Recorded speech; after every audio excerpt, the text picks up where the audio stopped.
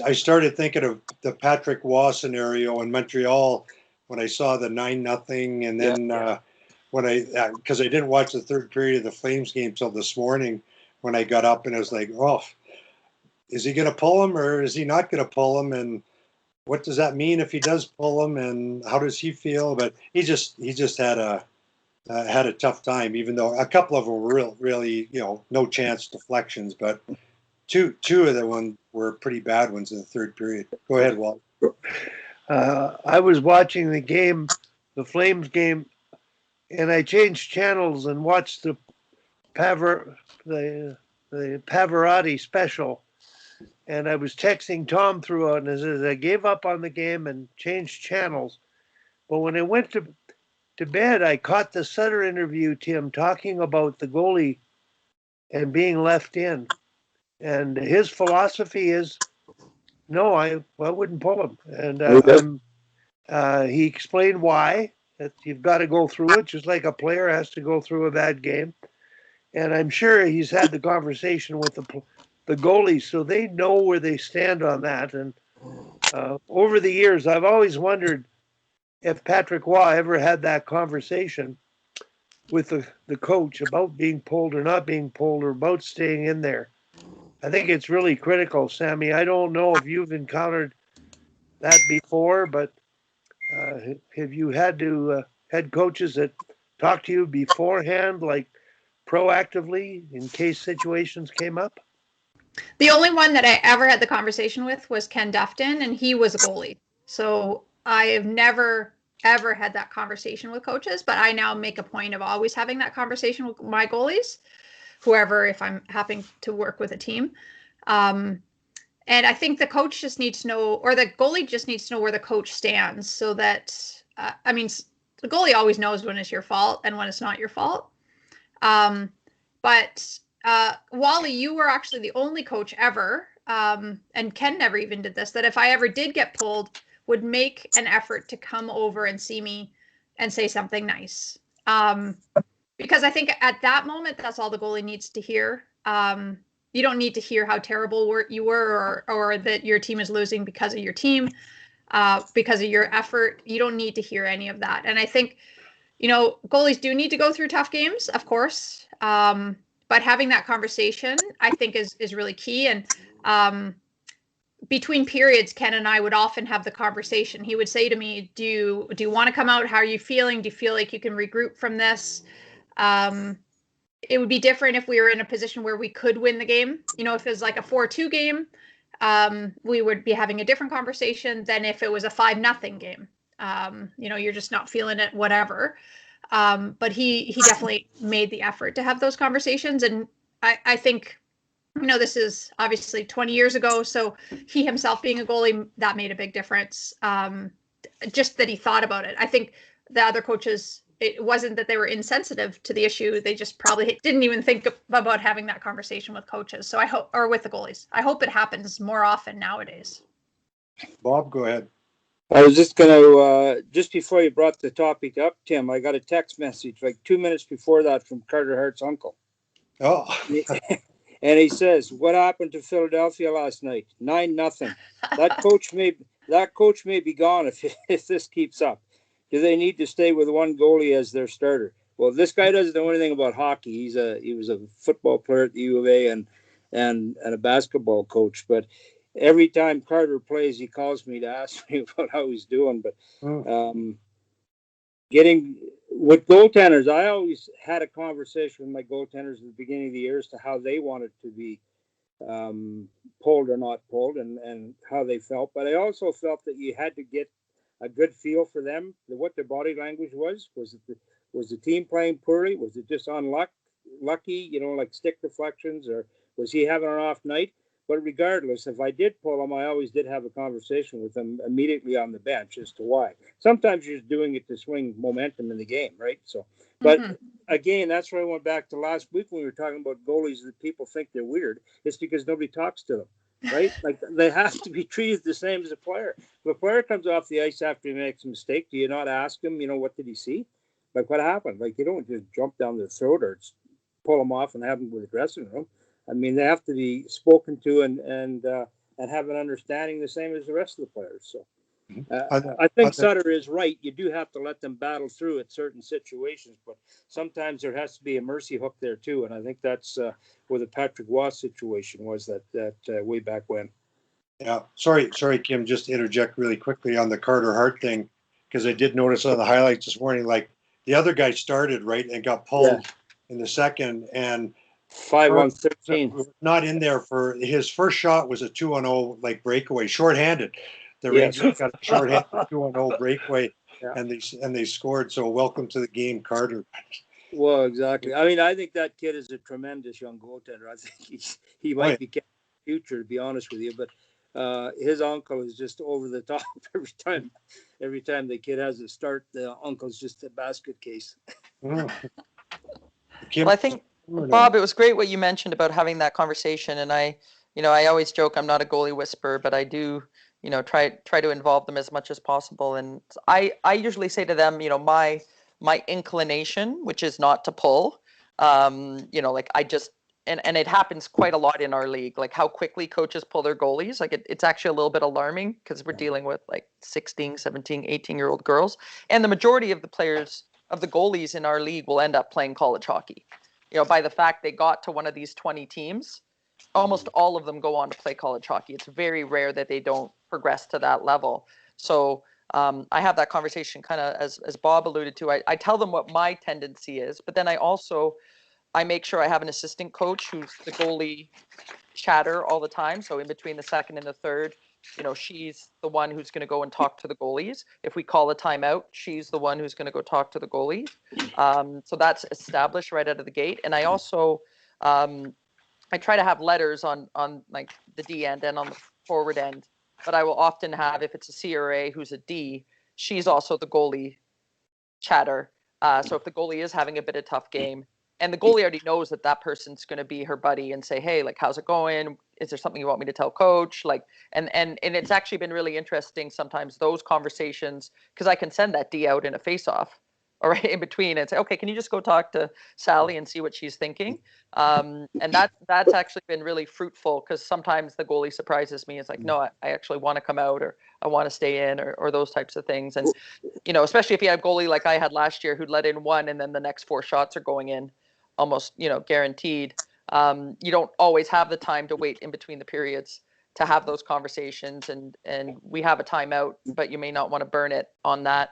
But those are just a couple little strategies I've used. But again, it's established before the season, so the goalies actually have more resources. They've got their own little dedicated people that they talk to, and it's made a big difference, I think, in the communication side. Well, I think the goaltender's personality has to be taken into consideration as well.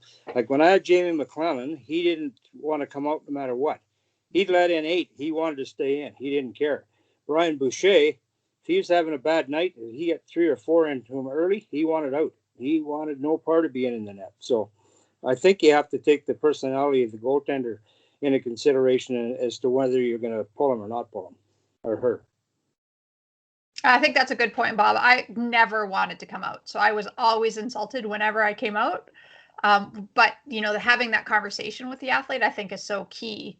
And just saying something, if it's somebody that doesn't want to come out ever, and you pull them, you kind of have to build them up a little bit in that situation. You guys are all great coaches here, so it doesn't need to be said, but psychologically in that moment, it matters what you say. It matters how you handle, because it's grief at that point. It's, you feel like a failure. Usually the goalie that never wants to come out never feels like there's a good goal. Like they always feel like they can make that next save, even though the coaches and 95% of the people in the arena know you're not making that next save.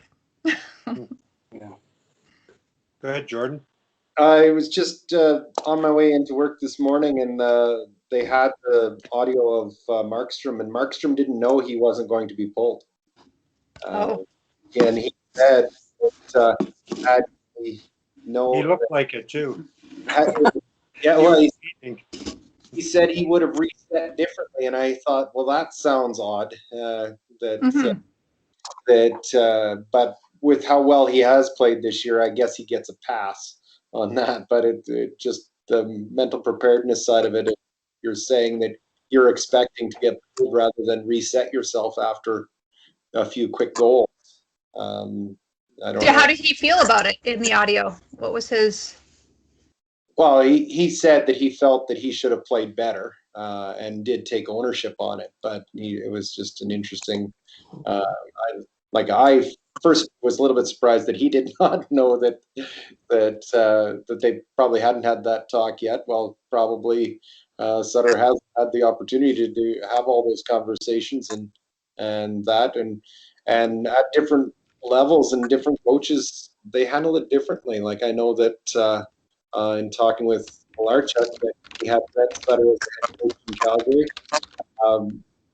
Brent always relied on Clint for knowing which goalie was feeling it at that time, and then he said when he had Hartley would just sometimes not even talk with the goaltenders when he was deciding on who was going to start in back-to-back situations or whatever. So it's a different thing. But as you've said so well, Sammy, is that you are people, not they are.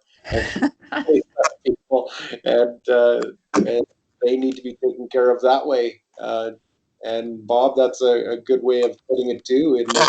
If you would ask a player how they felt about a shift or whatever, you should be asking goaltenders the same thing. Probably not when they're throwing their stick or blocker or hitting their helmet like Markstrom or like Riddish did the other day, but that one. But, You have to change your question though, because you can't say to a goalie, "Hey, what did you see there?" Because it's pretty obvious you didn't see the puck.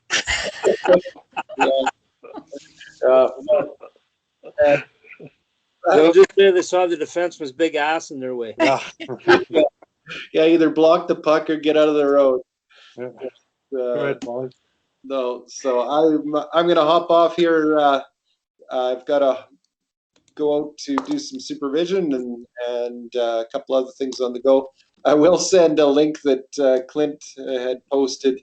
Was about his very last NHL game when he was playing with Buffalo, and it happened to be in Quebec City where he had started his career. And his comment on posting it was, "I could tell. You can easily tell now what mental state I was in." He was involved in two. He was run over 3 times. Involved in 2 where he dropped his gloves and was once he was trying to fight with Tony Twist, and the second one he was with Sakic, so it wasn't really like that was going to end up being a fight, but he had all those things going on in it, and I can't imagine where my makeup was at that time. So Bad dance partner, Twister. yeah. Yeah, no kidding. Have a great day, everyone. Yeah, See you as George. well. Go ahead, Wally. Yeah, just put my hand up related to generational coaching and generational playing. The communication piece, I think the generation of coaching and playing has changed. And so, Sammy, I don't know whether I was ahead of the time or I was just raised differently, but I was very sensitive to other people's feelings. And as a result, I was conscious of that as a coach. And when Patrick Roy got pulled back in the day,